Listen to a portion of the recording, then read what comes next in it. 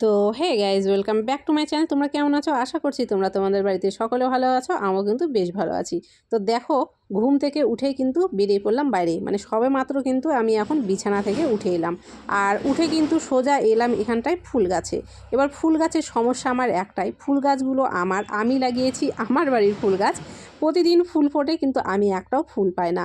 মানে অন্ধকার থাকতে কে যে এসে ফুল তুলে নিয়ে যায় বুঝতেই পারি না। আর যদিও এখন ঠান্ডার সময়, এখন ফুল একটু কম ফোটে, কিন্তু গরমের সময় খুব ভালো ফুল ফোটে।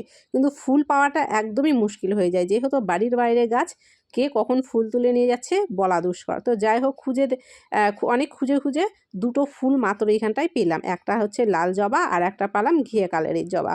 তো যাই হোক, সেই ফুল দুটো নিয়েই কিন্তু দেখো বাড়ির ভেতরে ঢুকে যাব। আর বাড়ির ভেতরেও একটা জবা ফুলের গাছ আছে, সেখান থেকেও কিন্তু একটা ফুল ছিল, নিচে নিলাম। উপরে ফুল ছিল তো উপরেরগুলো আর পারলাম না, নিচ থেকে ফুল নিলাম। আর যেহেতু ঠান্ডা ওয়েদারের জন্য কিন্তু এখন ফুল পাওয়াটা খুবই মুশকিল হয়ে যায়। আর তোমাদেরকে তো গুড মর্নিং বলতেই ভুলে গেছি। তো যাই হোক, সকাল সকাল তোমাদেরকে আগে জানিয়ে দিই কিন্তু গুড মর্নিং। তো দেখো, বাড়ির ভিতরেও একটা ফুল ছিল, সেই ফুলটাকেও কিন্তু উঠিয়ে নিলাম। আর আমার মাথার অবস্থা দেখো, কালকে আমি তেল দিয়েছিলাম চুলে, সেই জন্য দেখো চুলের কি অবস্থা।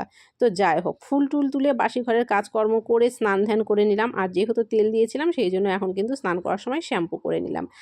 আর তারপরে দেখো পুজো টুজো হয়ে গেছে, আর এখানে এলাম আমি এবার চা করতে। তো চা করার আগে আমি এখানে খাচ্ছি গরম জল। তোমাদেরকে বলে রাখি, আমি কিন্তু প্রতিদিন সকালে নিয়মিত করে এরকমভাবে গরম জল খাই। মানে একটু গরম জল নিয়ে নিই, তার সঙ্গে ঠান্ডা জল মিশিয়ে খেয়ে নিই। তো আমি নিজে 1 গ্লাস গরম জল খেয়ে নিলাম, আর 1 গ্লাস রেখে দিলাম মেয়ের জন্য। মেয়ে বলছিল আমিও খাবো। তো যাই হোক, ঠান্ডাটা খুব ভালোই পড়েছে। মাঝখানে যদিও একটু রোদ উঠছিল, অতটা গরম ছিল না, কিন্তু এই 2-3 দিন থেকে প্রচণ্ড পরিমাণে আবার ঠান্ডা পড়ে গেছে।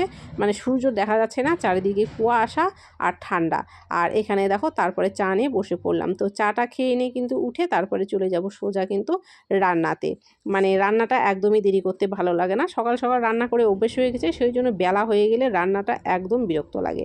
তো দেখো, আমি কিন্তু ভাত বসিয়ে দিয়েছি উপরে, আর ভাত বসিয়ে দিয়ে এখানে কিন্তু আমি সবজি কাটছি। আমি কিন্তু নিয়মিত তাই করি, ভাত বসিয়ে দিয়ে তারপরে এইভাবে সবজি কাটি। তো যাই হোক, এখানে বাজার থেকে এনেছিল আমাদের পেঁয়াজকলি। তো পেঁয়াজকলিগুলো আজকে ভাজা করব, সেই জন্য প্রথমে পেঁয়াজকলিগুলো আমি এখানে কেটে নিচ্ছি। তারপরে পেঁয়াজকলি কাটা হলে এর মধ্যে কিন্তু আলু কেটে দিয়ে দেবো, দিয়ে কিন্তু পেঁয়াজকলি আলু ভাজা করে নেব। আর তারপরে হচ্ছে মাছ আছে। মাছ বলতে গতকালকে আমি একটা ভিডিও করেছিলাম, তোমাদের সাথে শেয়ার করেছিলাম যে সকালবেলা রান্না করতে পারিনি। মাছ এনেছিল, সেই মাছ ছিল, বিকালবেলা সেই মাছটা ধুয়ে নিয়েছিলাম। তো সেই মাছটাই কিন্তু ভাজা করে রেখেছিলাম আছে। তো ওই মাছটাই কিন্তু আজকে রান্না করব। আজকে নতুন করে কিন্তু আর কোনো রকম মাছ আনা হয়নি। তো যাই হোক, দেখো তোমাদের সাথে কথা বলতে বলতে কিন্তু পেঁয়াজকলিগুলো খুব বেশি বেশি করে একদম কেটে ফেললাম। আর তারপরে দেখো, এখানে যে নতুন আলু, এখন তো সব নতুন নতুনই পাওয়া যাচ্ছে, নতুন আলু নতুন চাল সব কিছু নতুন নতুন সবজি। তো যাই হোক, তারপরে দেখো নতুন আলুর কিন্তু খোসা ছাড়ানোটা খুবই সহজেই হয়ে যায়।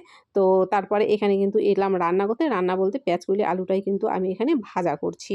তো পেঁয়াজকলি ভাত হয়ে গেছে, ভাত কিন্তু আমি নামিয়ে নিয়েছি, নিয়ে এখানে পেঁয়াজকলি আলুটাকেও আমি ভাজা করে নিলাম। নিয়ে কিন্তু এখানটায় আমি ঝোলটা বসিয়ে দেবো, মানে মাছের যে ঝোল করব সেটাও কিন্তু আমি এখানে বসিয়ে দেবো।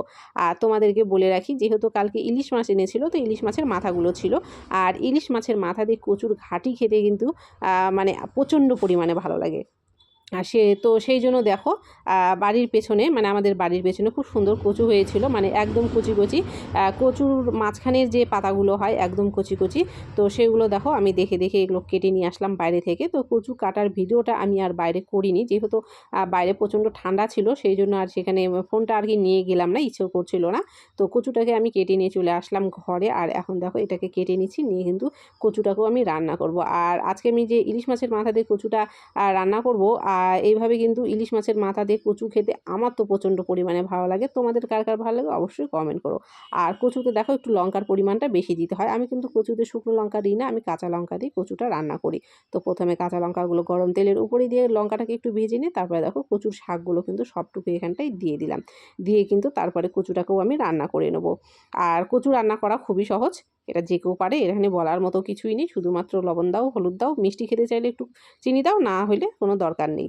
তো তারপরে দেখো, রান্না বান্না সব কমপ্লিট করে এখানে খেতে বসে পড়েছি। আর তোমরা দেখতেই পাচ্ছ, আমি কিন্তু এখন কচু দিয়ে ভাত খাচ্ছি। মোট কথা, অনেক দিন পর কিন্তু কচু খেলাম। মানে কচু খেতে কিন্তু খুবই ভালো লাগে, আমার তো খুব ভালো লাগে কচু খেতে।